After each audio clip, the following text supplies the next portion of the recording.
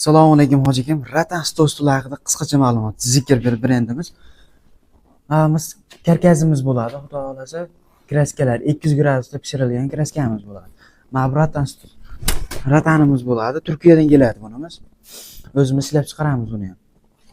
Mana bu tayyor holat, xudo xolasa.